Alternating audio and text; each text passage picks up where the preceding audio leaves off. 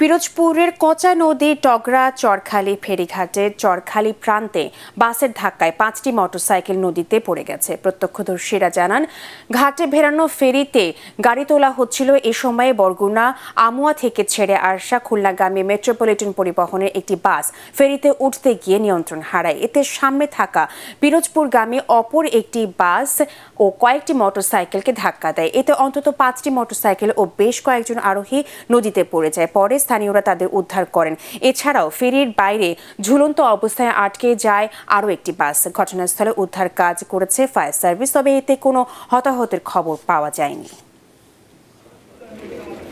Brake fail করে এই গাড়িটার উপরে লাগাই দিচ্ছে, সরাসরি আইছে। গতিবেগ মিনিমাম 60 কিলোমিটার।